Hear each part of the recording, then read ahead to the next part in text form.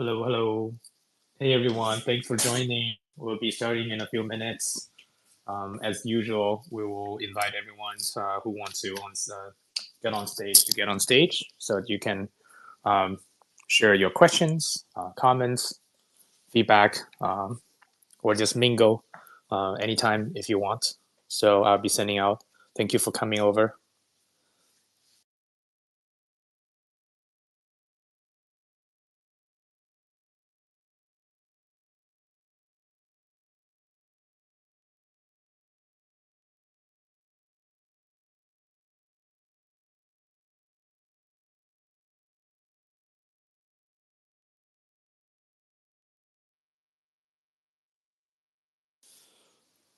Alrighty.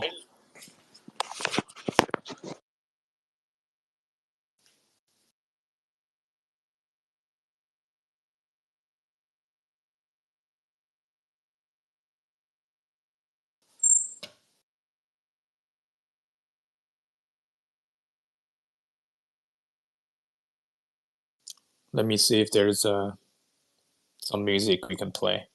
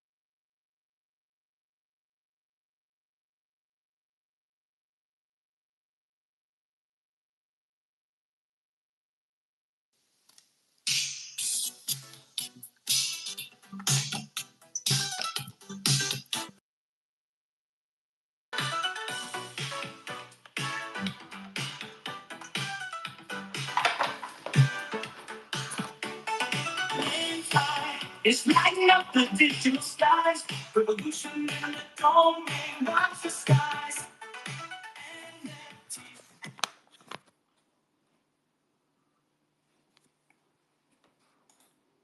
And find new ways to monetize on the blockchain, where future lies. Namefi is the call, domains on chain, internet age, breaking every chain, organize the domain, set your assets free. In the world, be what you want. Playground where we make our mark, predicting million DNS names from powers to trades. No more days of delay. I see the big game leading the way. Now we're stepping into it. Don't you stay, speed and efficiency, that's the aim. Got free transactions, stay up to the beat. NamefiSpace, for you and me.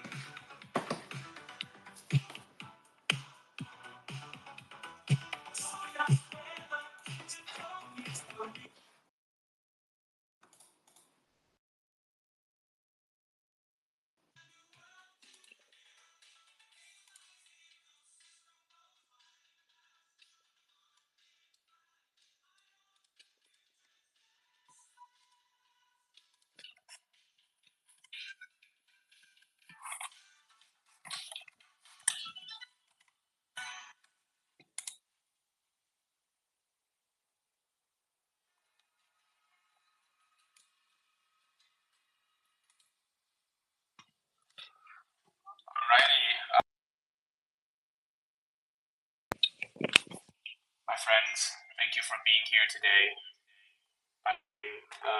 This is Victor, founder of Namefi, and we have our distinguished guest, my very good friend, my soulmate, Guo Liu, is a CTO and co-founder of Matters Lab, not to be confused with Matter Labs, I think. But what I really like is the Matters Town they built. It's the biggest Web3 social media. Today, we're going to talk about one interesting topic, Billboard protocol, which is actually a Harberger tax powered new mechanism for buying and selling properties, or you can also argue that's a renting and leasing argument, renting and leasing properties. It's a very interesting economics thought experiment made possible by blockchain. I think you'll be enjoying. I will look forward very much to what Guo can share with us, the thought process, the progress. Since when can we start using it to generate revenue for domainers? So that's it. And Guo has been made co-host. Guo, if you like, you can invite friends from the Matters Lab side and community from there as well. Hey Guo, how are you? Hi, Victor. Thanks for having me. Hi, everyone. It's a pleasure to be here. Yeah. So Guo, remember like you told me about Harberger tax a year or 2 years ago, right? It has been a discussion since a long time ago. We explored, we discussed how they could be work, and then in 2024, all of a sudden you made a protocol. That's great. Yeah, tell me about the journey that lead you to putting them like what is Harberger's tax if someone didn't know to begin with, I guess. Yeah, that's a great starting point. I think the journey of discovering Harberger tax and start thinking about that is also kind of my thought process in the Web3 ecosystem. I think around 2 or 3 years ago, we started thinking about the problem of how do we monetize attention, right? We can talk about the background of that, but I think essentially we have to deal with the problem of monetizing attention because that's how most public content survive on the internet. But when we think about attention, no one actually owns the attention. The attention are owned by us, the users, who paying our attention to the content, to the application, but it's also owned by the content creator. So the value of attention is actually something that's shared and public. So the question becomes, how do we monetize something that's public, right? It's kind of a weird thing. It's a public resource. It's become valuable by people pooling resources together. But how do we privatize and monetize that? So I start searching about different ownership models, or sometimes going into the more philosophical side of things. But then I found the very interesting idea of a partial common ownership. It has appeared several times in history. Different economies have proposed the idea. And it was recently popularized by the book Radical Market. I also read that book, and I think it's gives a very convincing reasoning of why that can work in real life. So the basic idea is that if you have some kind of public resource, how do you maximize the utility or the value of that resource without entirely privatizing that? Because privatizing it means that someone can get hold of the resource and then they can do whatever they want. So Harberger tax basically says that if you have a resource, say it's a billboard or it's a piece of land, say, then the piece of land is continuously on auction. Anyone who's paying a higher price can get that land. But at the same time, whoever owns that land can set the price of that land. So if you can imagine, if you don't want someone to buy it from you, if you still want to keep it, you can keep the price high. If you want someone to buy it from you, you can keep the price low. But at the same time, you need to pay a tax that's proportional to the price you set.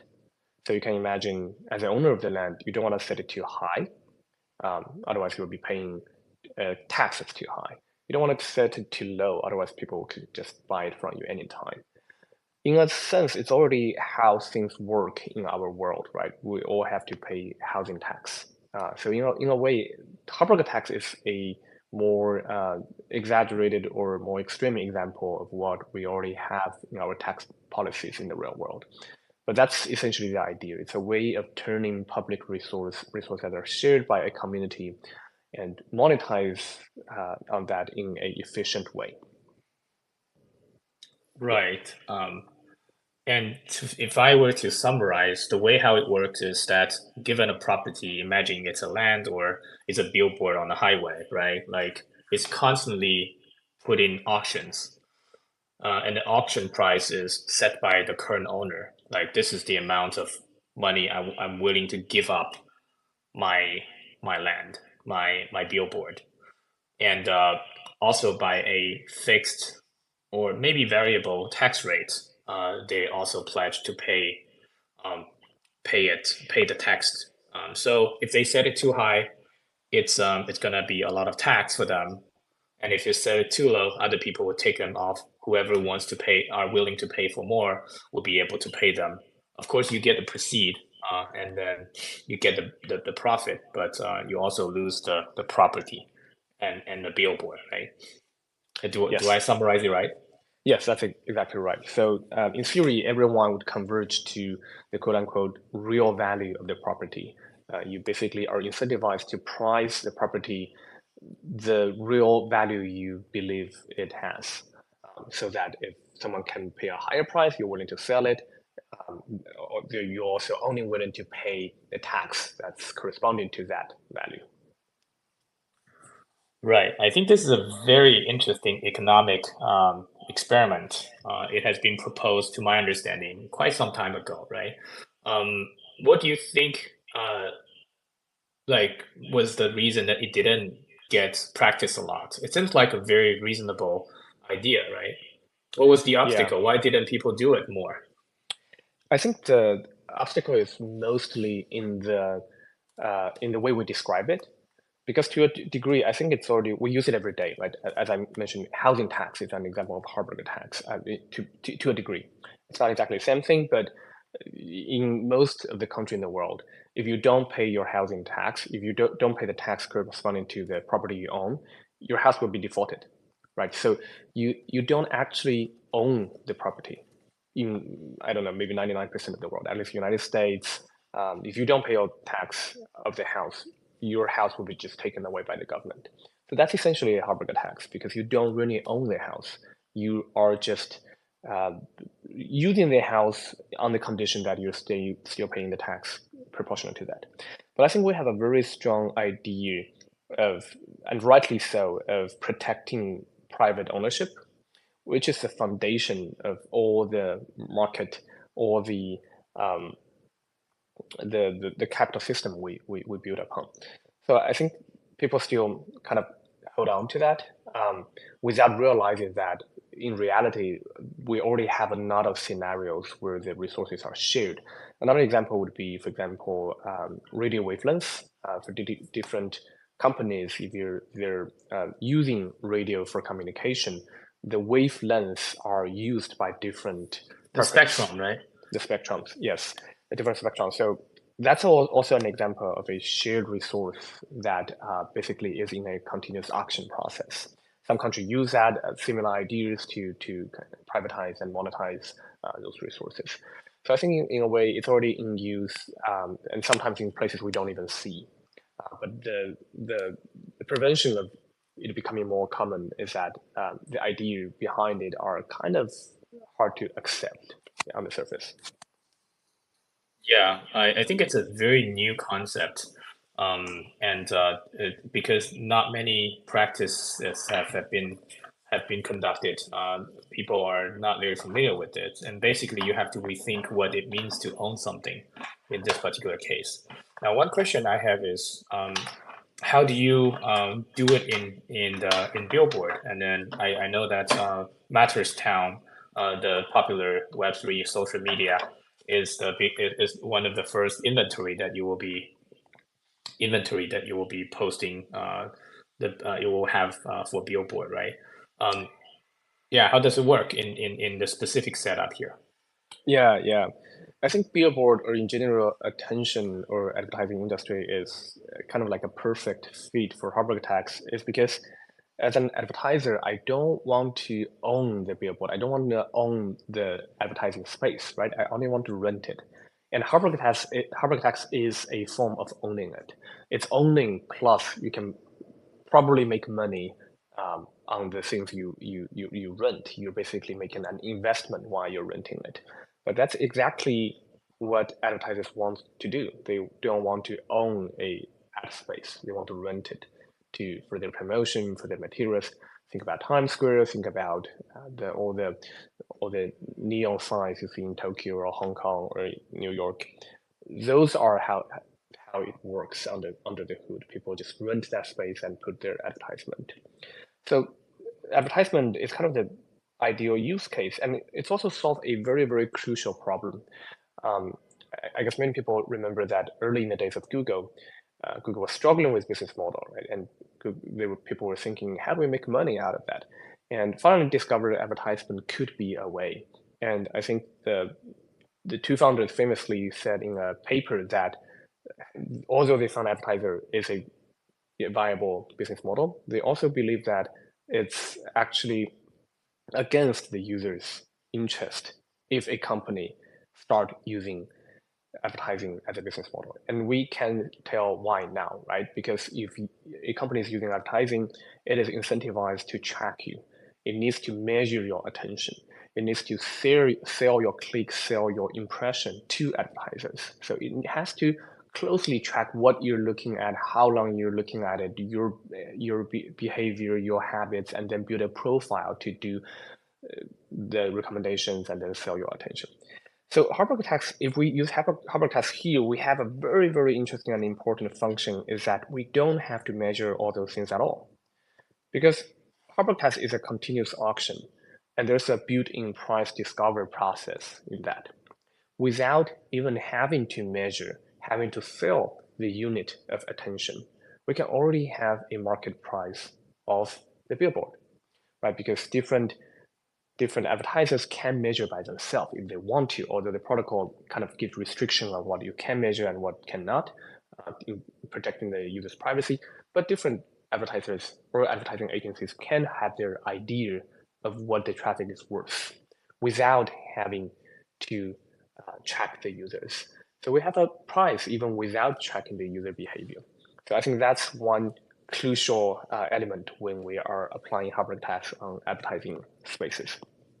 So under the hood, the way we implement that is each ad space is an NFT that's traded under Harberger tax. Continuous auction every 14 days. We have a round of auction. Whoever pays a higher price can get it and pay the corresponding tax. We also add an interesting twist. The tax goes into a treasury, and the treasury is supposed to be distributed to all the content creators because it's the content creators who create the value, create the valuable content that attract the attention. So at the same time, when we collect all the tax in the treasury, we will then distribute that to all the content creators through a quadratic funding process. So as a reader, you can donate to your favorite content creator, but the donation you make will have a matching fund. It's coming from the Harberger tax using quadratic funding. So that's kind of the way we implement it, but obviously there's a lot of ways you can do that. If you have your own website, if you just use Harberger tax billboard on your own website, you can just collect all the tax to yourself. In our case, it's a community, so the different content creators basically can get a distribution of that advertisement monetization. Yeah, if I were to rephrase what I heard, in addition to Harberger tax goes to like typically the authority who is like your HOA, your government that collects property tax in Matters Town, which is the first experiment, I guess. The Harberger tax collected from Billboard protocol will be distributed to a treasury and shared among the creators. Do I understand correctly? Yeah, that's exactly right. Yeah, that's a very interesting approach, and I can imagine in decentralized social media, that seems to be a very good way to incentivize people, right? We know that right now, if you if you become a creator, right? If you're on Twitter, maybe you earn some money. If you're on Facebook and Instagram, you practically earn like little or minuscule. In on I think on YouTube you earn 50-50. That was considered very generous in the platform economy. But in the current Matters Town approach, it seems like it's going to be distributed largely to the treasury. When you mentioned about quadruple funding, how does that work in this arrangement? Like if I am a creator, let's say I have 100 fans versus if I am a creator with a million fans or a million engagements on my content, how much should I get in this pie that you're building? You're building a pie, Right, right? And quadruple right. funding is about how to distribute them, right? Yeah, that's a great point. I think for the audience who kind of familiar with Gitcoin, it's a similar idea where we're just using donation as a way to signify the quadratic funding process. If we break that down, it basically means that if 10 people donate to a project and each of them donate $10, the project will receive much more matching fund compared to if just 10 people donation to the project, but each donating 100. In both cases, it's $1,000 being donated to the project, but in quadratic fund, it's the number of the people that matters more than the amount of money that each of them donate. So if we kind of take that into the example of a content ecosystem, if you think about Wikipedia, a lot of people use Wikipedia, and many people donate to that. I think maybe less than 5%, that's still a huge number of people. Each of them would just probably donate $2.5 or $5 to Wikipedia. That's still a significant amount of money to keep Wikipedia working. For example, if you, on the other hand, you have Financial Times or Wall Street Journal, maybe they have just 0.1% of the donors of Wikipedia, but each donor actually pays a lot, right? They probably pay for the paywall content, etc. In the case of quadratic fund, Wikipedia will receive much more matching fund than Wall Street Journal or Financial Times. So it's a way of saying that, hey, we care about the democratic side of things more on the financial side, but we are striking a balance between these two. People can vote through money. They can, through donation, they can say that, hey, this content is more valuable or less valuable to me. But also the amount of people, the amount of people who's making that choice also matters a lot. So that's kind of the balance that quadratic funding tries to strike. Yeah, very quickly touch on the quadruple funding. I think one, I really like the fact that it allows the funding to be distributed more aligned with the amount of people who show their support or benefit from them versus like the absolute amount, absolute sum of the support they get. Or let's say some individual can have a lot of money donated to them or have a lot of creations that get rewarded just because that specific position they're in. A question now, critics. If I were to play the devil's advocate, critics of quadruple funding may criticize that it is more prone to and vulnerable to the CBO attack, right? Let's say if someone, because it's very hard for you to differentiate whether this is one person or a person with 10 of different accounts, right? And we're already seeing the kind of CBO attack in Web 2 version, which is ClickFarm. What's the response to the proposer of quadruple funding or supporter of quadruple funding about CBO attack? How to prevent them, how to mitigate them, and what's your mechanisms? Yeah, I think that's a really good point, a really good argument against quadratic fund. And it's actually not even against quadratic fund itself, but it's actually against any kind of democratic system in the cyberspace, right? Because if you have a more or less democratic space where you want everyone to be able to voice their opinion, you're saying that each person has their own right to vote on certain issues. The same with quadratic fund, the same with any kind of matching fund, the same with any kind of voting system. It's very prone to SIBO attack. So I think for us, there's kind of like a short-term solution and a long-term solution. The short-term solution is basically a reputation system that we can observe the history of the user. We basically we pull together different data sources. Some of them are on Matters Town. For example, how long have they been a user here? How long have been published? And are the interaction of other users looks normal? How long is the history of their on-chain transactions?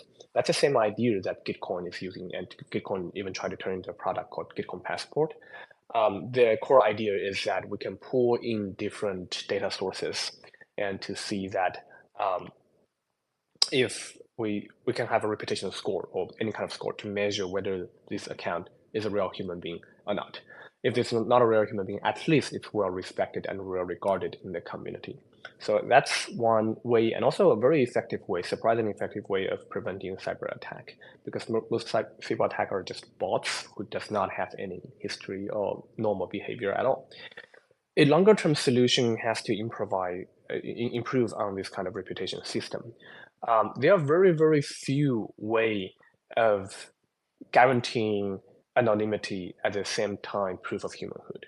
I think that's a topic that can get quite philosophical and quite serialized soon. But for example, Vitalik wrote a post on proof of personhood, and I think he basically pointed out the several different ways, right? One is through the social graph analysis, one is through biometric, for example, scanning your eyeball or having your fingerprints. We probably don't want to do the second one because that's apparently violating certain privacies you don't want to leak. The first one is probably also not very reliable, which is you can fake a social graph, right? Google basically use PageRank in a similar logic, and we know all sorts of ways of hacking PageRank. But there's a third way, a third method. I don't think many people have talked about that. It's also a method we're starting to look into. It's called anonymous party. It's very similar to the idea of PGPs. If people are familiar with PGP encryption method, early in the days, people would gather in a real life occasion and give each other keys, so you know that each other are a real person. That's a very similar idea. If we can organize in real life events at the same time in multiple places, then each person can give a certificate from each event organizers, saying that, hey, this is a real human. So that's a very, very simple way of saying that we don't know who you are, but we know you're a real human being. In theory, that's kind of like one of the few methods that can guarantee both anonymity and proof of humanhood. We're looking into that also in the context of where Web3 communities are heading. There's a lot of POAPs, there's a lot of events. So in theory, if we can find POAPs, if we can even participate in events that kind of align in more or less the same time, and we can construct a set of POAP that can point out, hey, this human being is definitely a real and unique human being. So that's kind of the long-term strategy that we can improve. So the short answer is that the three model biological social graph and PGP that has a social connection are the three possible options. And then in the short term, you'll be going to the third route, which is using events to have PGP. Is that a good summary, or did I oversimplify it?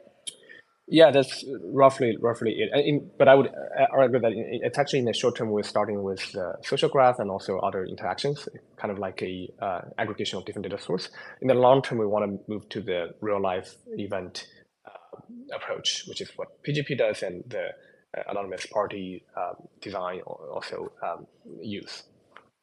Yeah, I think that's a very, very inspiring direction that we're going to. And just to take a step back, the reason I asked the question is, and a lot of our NameFi community member cares about, is how we can monetize domains with this new paradigms, right? Just like you mentioned, Google was like one of the first innovator in this space that make it possible for Web1 to have a viable business model, right? Like back then, people were just trying to use the same old school advertising mechanism, which is by impression, just like on newspaper and magazines or TV shows. And Google was the first one to say, hey, because it's internet, we can do something slightly differently. So here's the thing, we will do auctions. So we'll auction out the keywords. And that's actually what made the current and it made it possible for the entire Web1 and Web2 generation, how they monetize. I am personally specifically interested in how to enable Mastertown to monetize its traffic, its usage, and also benefit the creator. And on the other hand, I think the domainers, the domain holders, who is in this context, we want to be inspired to find ways to monetize domains as well. What do you think as domain holders we can get from let's say leveraging Billboard protocol? Yeah, I think the Google example of auction keyword is a great one, because following the same logic, if someone tries to build a Google again, the keywords can be auctioned not in a black box in Google server, but it can be an on-chain Harberger tax logic, right? Because people can then auction the different keywords and then paying the corresponding tax. It will be more transparent, and also it can reach the optimized market value sooner than other auction methods. I think the case of Namefi or domain name are very similar. You can turn any domain into a billboard, right? When people land to that domain, you can just display a billboard, and that can get monetized if any advertiser interested in purchasing that, or even a ad agent can aggregate different domains together and sell that traffic to advertisers. Very similar to what Web2 platforms are doing right now, but it's just more transparent and more efficient. I think the bottleneck will be that there needs to be traffic first. Google start to build its auction method and all its advertising business after Google is getting a lot of traction, getting a lot of traffic. So I think it's similar. In order for it to work, it has to be in a place where there is already traffic, or you're planning to grow a lot of traffic there. So I think that could be a lesson for domain name. For example, maybe a domain name aggregator, maybe Namefi itself can implement a billboard, because many people will go on Namefi and try to pick their domain names, and each of the domain names can be a billboard in that case, because people will visit the landing page, will visit the search page, etc. Yeah, so I think it's basically it's a design that can turn any domain into a billboard, but how much money you can make out of that billboard is still depending on how much traffic you have. That's true. Yeah, as you were saying that, I think one thing that we were looking into is that how can we make our platform the preferred place for people to register domain, trade domain, make it easier for them to access DeFi, lending liquidity, and maybe in the future auctions, right? And it would all happens on the domain name itself, because this is native internet assets. It allows website to be set up, email to be set up. And one specific thing is that a lot of times people have high value, very high premium names, right? It's sold for millions, if not tens of $1 million. The transaction like that doesn't happen very often, right? And then they will be parked to solicit buyers. They will be parked to maybe generate ad traffic and revenues. What I personally find Billboard very interesting is that it's decentralized, making it possible to audit and have a higher trust in actual traffic. Therefore, if you were if we were an owner of a high premium domains, not only do we get the amount of revenues in ads, but also it's public auditable in some way, because that's what Billboard potentially can support if it doesn't have yet. So that's one aspect. We can have trustworthy traffic and ad revenue for high like if you co-own domains together, let's say the domain has very high value, we want to buy them, but we don't want to lock our personal capital in that particular domain that much. We want to own them as maybe a piece, just like we own a share of a company. You can do it now because with a decentralized advertising, the revenue comes in as decentralized as well. That means it's also very easily shared among different stakeholders. I wouldn't imagine that people would be able to do it very easily with the current setup in Web 2. But with what Billboard enables for decentralizing advertising, I think it's possible. And then it makes co-owning a website, co-owning a domains just so much more fun and so much more interesting. And especially if you think that the website can be a web app, right? The entire Google is a web app. The entire Facebook is a web app. You can actually share with your creators as your stakeholders. You can co-own them as well. So I think by having a new business model that's specifically enabled by blockchain, we're going to see a very interesting, promising future about domain ownership. Yeah, I think that's exactly right. I think that's a huge advantage of having a transparent revenue flow on blockchain is that you can transparently, or you can actually partially own a piece of asset or a project or a company. And that's a kind of the big promise of DAOs or any kind of on-chain organization is that because the revenue is on-chain, you can have a guarantee, you have a smart contract that kind of split that revenue stream into different places. You can actually own it. I also want to add, people can own a domain name, only partially own a domain name, like Victor just mentioned. But advertisers can also partially own a billboard. So there's a very interesting and I think very inspiring experiment in the early of the internet. I think it's called $1 Million Homepage or things like that. It's essentially a giant billboard, but it's a giant billboard with, I think, 1,000 multiplied by 1,000 pixels. So it's essentially 1 million pixels. And the guy essentially said that 1 pixel is worth $1. So whoever want to buy multiple pixels can put their logo on that. So it's a very interesting experiment. It's owning a billboard, it's owning advertising itself. It does not have any other content, but because of the partial ownership, because different advertisers has to compete and organize themselves to form this giant billboard, it becomes the attraction itself. It's just like Times Square, right? People go there for the vibe, for the crazy intensity of the advertising, of the busyness of the business that's going there. So when advertisers can partially own a billboard, there's a lot of interesting things. There's a lot of gamifications that you can do to make that particular domain name interesting enough to attract traffic. Yeah, I very much agree. And I think as we shift into the impact of the Billboard protocol potentially on the domain industry, I will just want to say hi to a few friends. We don't have a big crowd today, but we have some really great minds here. For example, Hedgehog is our Namefi song author, so he dictates the vibe of the community. Love him, great friends. Hedgehog, if you are able to speak, feel free to join this on stage. We have Derivatives and we have Chick-Chock, who are like, and Vida Australia, who is like Namefi user, Namefi contributors, a big day.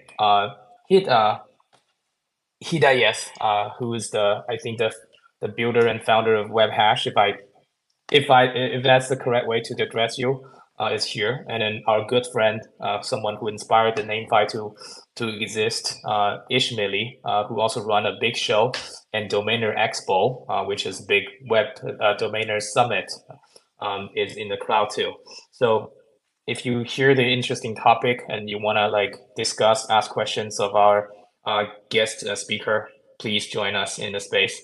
My teammate Sunny, our marketing operations here as well, would be happy to kind of connect you.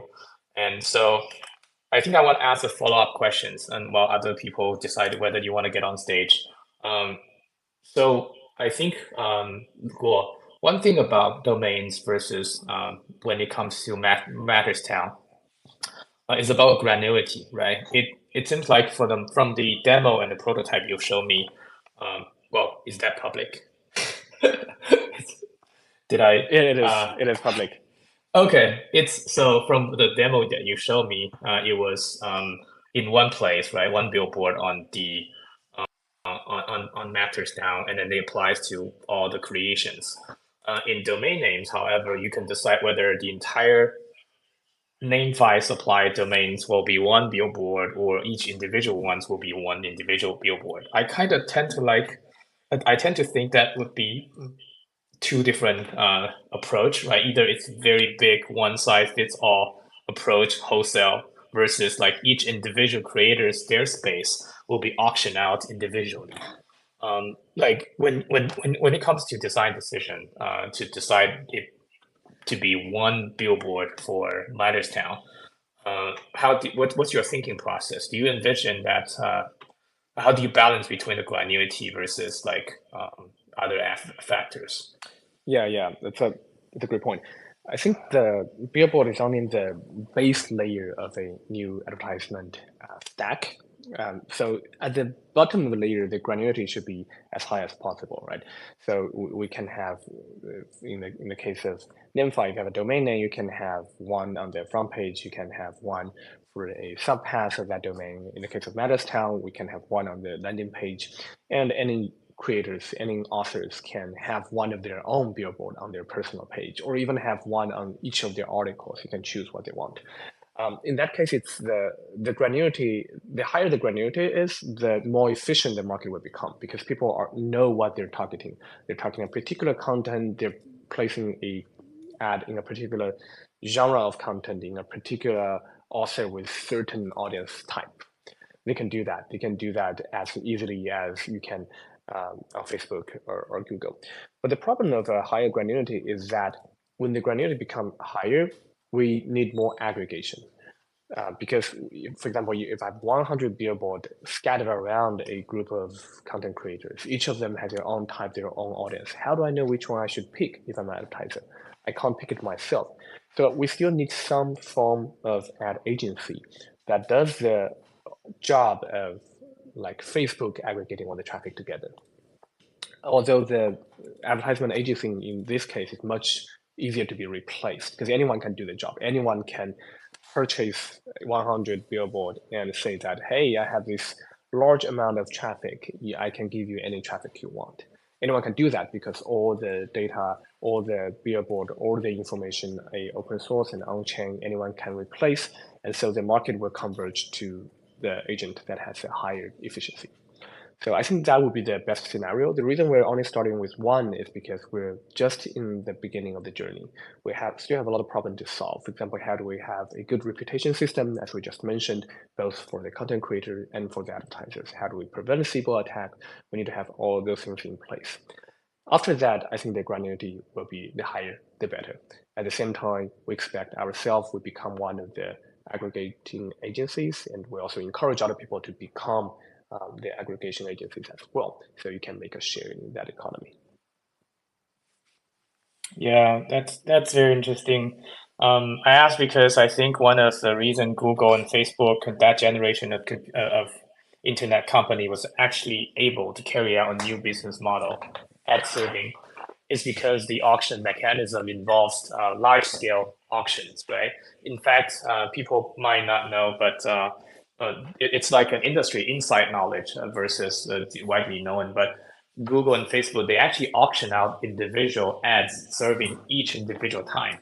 Like when there are billions of ads impression in the world every minute, maybe every second, that auction actually happen every minute, every second as well. Like had there not been the cloud technology, had not been the mass adoption of the internet of the first and second generation, it wouldn't be possible, right? So when it comes to decentralizing the new model of decentralizing the ads, I can totally see that it becomes even more efficient than that, even more high scale than that. And starting from the one first billboard is significant. Yeah, that's a great comparison. Yeah, I think what the blockchain is good at is that it's transparent, and we can have new form of market rules that can reach a market optimization faster or fairer, compared to the Web2 times. But the Web2 platforms has a huge advantage is that they can violate users' privacy, right? That's an advantage in advertising. They can track you basically. And also they can manipulate the data in a very, very efficient way because all the data sits in the data center. So the granularity, coming back to the topic of granularity, the Web2 platforms can put the granularity on people's impression. We can auction impression. That's amazing. But for blockchain, the more suitable way is put the granularity on Billboard, on different advertisement placements. With Harberger tags, the later one can also reach the same efficiency and even higher efficiency, much higher efficiency, because you open up the market, right? If you don't have a Google or a Facebook holding the gate saying that competitors are not allowed, you now have an open market that in each stack you can have as much competitors as there could be. You can have as much advertisers, as much ad placements, and as much aggregation agencies as possible. So you will reach a higher efficiency, but at the same time preserving the privacy of the user by putting that granularity on Billboard themselves, on advertisement placement themselves. Yeah, very much. I see Hidayat raise your hand. I also want to greet our friend at Vision. It's a great honor. I don't know if it's Shuka or Emmanuel there, or I don't know like behind the scene which one of you are there. But thank you for joining. We also have D3G DGen here, which is GoDID founder. A great crowd. So Hidayat, your questions. Hi, Victor. Hi, guy. Uh, sorry. Yeah, Web2 advertisements are basically broken. We don't have any transparency. What happens? When you look at Google Ads and those stuff, it's like 40-60 share, but you really don't know how much the advertiser is paying to the Right. to the agency and how much the publisher is getting from those revenue shares. Yes. That's the biggest issue. And as you said, privacy and all those stuffs are there, but still publishers doesn't care about privacy and those stuff. For them, it is the revenue what they can generate to the through the advertising. As Victor said, I'm founder of WebHash. WebHash is a no-code decentralized website builder for ENS names, and we recently introduced DNS names or DNS domains also into the platform. So Billboard is giving advertisement option for the domains. Is it only for the domains, or can we integrate it into the decentralized website builder where our users can have advertisement options in the platform where they can make passive income when they build decentralized websites? Uh, I'm looking for this kind of a solution where our users can have advertisements on their platform and generate revenues through their ENS names or DNS names and those stuff. We have more than 3,000 signed up, 3,600 signed up users in platform building, more than 6,000 decentralized websites till now. It will be great if you explain us what is the future. Is it possible to integrate that into our platform where our community can start generating revenues through their D websites? Yeah, that's a great question. So that feature, the feature you just mentioned, that being able to allow website builders, content creators of any sort to be able to mint their own billboard and monetize their traffic, is a feature we want to be at. We want to enable that feature. But the thing is, we're only a small team, so we're also looking for ways to kind of work out that feature together with everyone, so everyone can have their own version of the protocol. So it truly becomes a decentralized protocol, not something that we can control or take hold of. So the position that we are at right now is that most of the hardcore technology side of things were already done. The smart contract, the auction method, or the protection around the Harberger tax mechanism, we have it implemented, and we also have a security audit around it. So that's pretty much ready. The smart contract itself is ready. You can even mint an NFT on it. It's already opened, and then you can attach that NFT to any place you want on the billboard. We also have a very simplified interface for people to create your advertisement, to bid the billboard. But that interface is still mostly designed for Mattress Town. We try to make it as generalized as possible, but obviously if you try to adapt that to your current website, there still needs to be a little bit tweaking. But since everything is open source, you can just fork it, change maybe one line of code, deploy it on your domain, then you should be able to do that. I think another side of things we're yet to get ready with is having enough advertisers in the network to compete for those ad spaces, which is not a huge problem if you do have traffic. Because you imagine this, you can always fall back to Google AdSense, for example. If you have a huge traffic, you can stick up a billboard on your website. But then if no one is bidding that billboard, you can always bid it, purchase it with a market price, and use it for Google AdSense. So you can use existing ad network as a backup plan while more advertisers are adopting the strategy. So in short, we are ready in the technical side, but we're not entirely ready on the user interface side. But if you have maybe a little bit of developing capacity, then we can work together to make that your advertisement platform. And that's the future we want to see. We don't want to see that everyone's using the Billboard protocol by Mattress Lab. We want to see you using your Billboard. It's something that customized with you. We can provide the knowledge. We can probably provide some of the developing efforts. But if you want to make it your own, I think that's a better future that cannot be controlled by anyone. That's true. But that is the biggest challenge where to find the advertisers to. Google is successful and Facebook is successful because they are able to find the advertisers.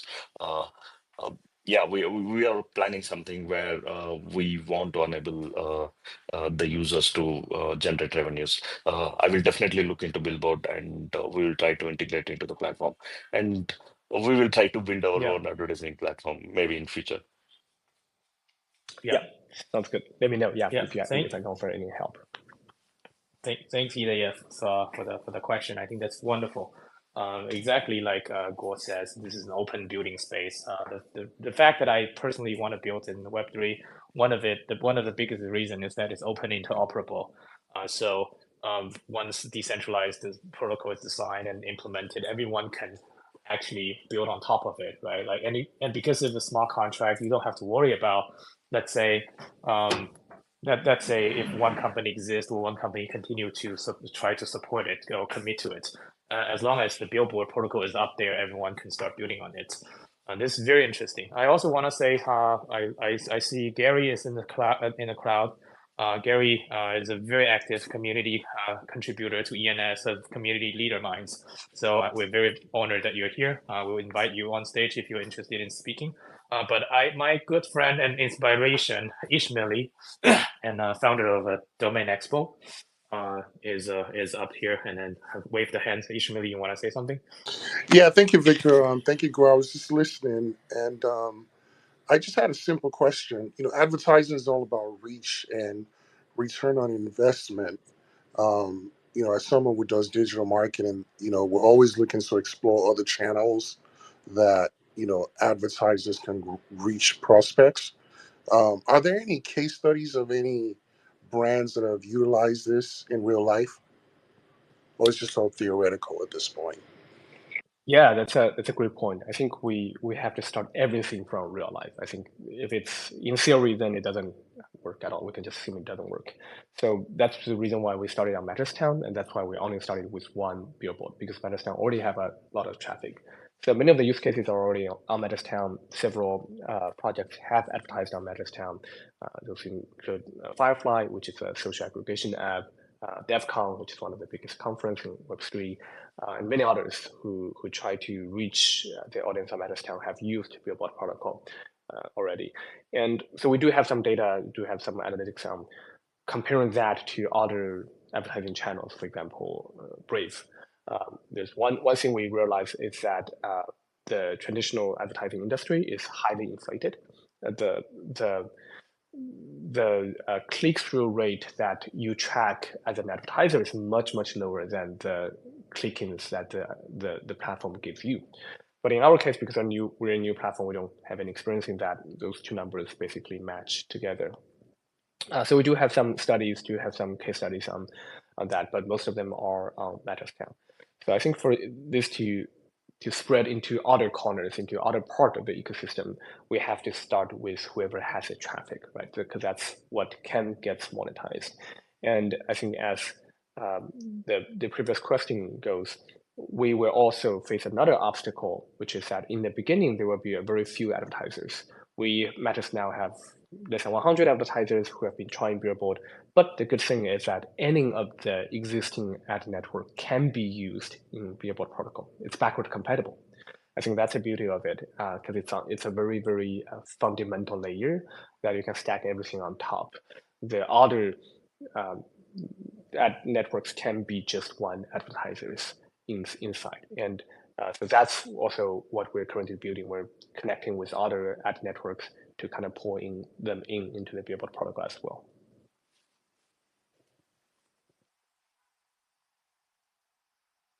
Yeah, Ishmael, I think that's a wonderful question. I personally envision there will be a lot of reality that I think this year is the year of RWA NFT, as I like to call it. RWA NFT. Like in 2020, the DeFi summer was started because of the RWA assets like USDC was there. And this year, we're seeing all sorts of RWA NFTs coming in and put on chain. And ads inventory is absolutely one kind of RWA NFT.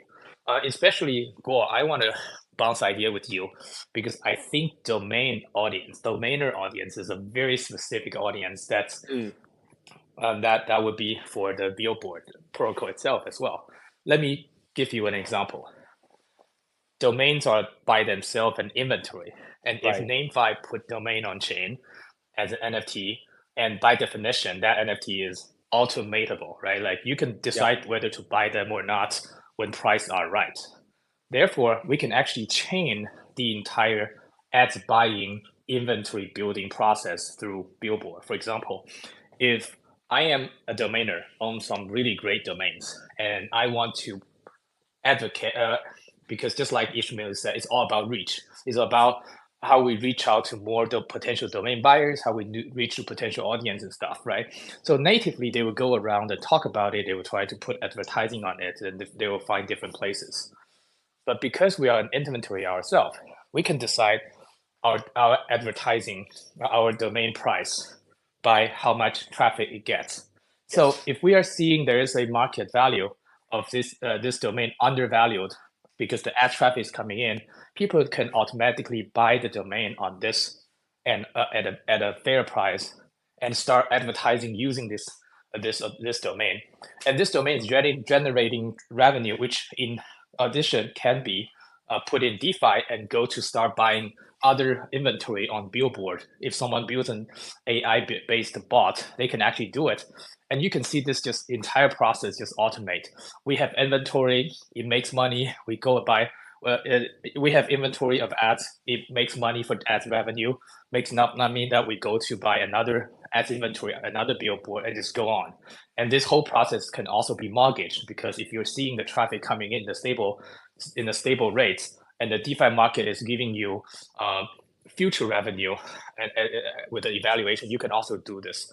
All of this can only be done with blockchain, with tokenized as inventory, tokenized domain names, and I can begin to imagine that it's very interesting future. And specifically, I want to pitch to you is that domainers are here the first. These are pioneers. These are people who see the future before other people. And domain is also the easiest way to integrate as an inventory to begin with. Right. Yeah, totally. I always joke that when NFT come along and people say that we have digital assets, right? I always say that internet have always had digital assets. Domain names and ad spaces have always been the digital assets for the past 20 years and 30 years. And that's what makes the internet valuable. It's those domain names and the ad placement associated with those different domains. So that's a really great point. I think the domain names should be the people who own domain names should be on the frontier of trying to exploit those new opportunities. As Victor mentioned, I think this automation actually provides a baseline market price for each domain, right? Because depending on the traffic of each domain, if we have Harberger tax in place, we have a market value of each domain, and that is continuously making money. At the same time, it can be set as a reference point for future purchases of that particular domain. I want to add that maybe one crucial point is that the value of the whole system is still derived out of the traffic that it attracts. So maybe gamifying the purchase or the manipulation of domain could be a very interesting direction. Because if more people are being drawn into looking at those domains, into playing with them, then the more traffic we have, then the more resources we have for monetization. Yeah, if I can add too, there's so many ways to monetize traffic. So Yeah. key thing is, I mean, individually, I own close to 3,000 domains. There are people that own a lot more. There are people that own a lot less. But collectively, that becomes, a large distribution. Those domains have views, some of them more than others. But I think that the analytics could be all summed up to say, okay, if in this room right now, we all collectively control 20,000, 50,000 domain names, that's inadvertently an ad network. Now, Yeah. somebody has to obviously manage that. Somebody has to solicit advertisers. The performance of those ads has to be measured. But there's an Right. opportunity there to improve that process with the blockchain. I don't Yeah. think the blockchain is the Yeah. only route. Yeah. Domain parking has always been a big component of domain name investing, but it's becoming sort of like irrelevant and less profitable because there are a lot of external factors like Google's rules and things like that. And it's also not transparent at all. Like you don't know. I think someone alluded to this, what the publisher's taking out of the cut.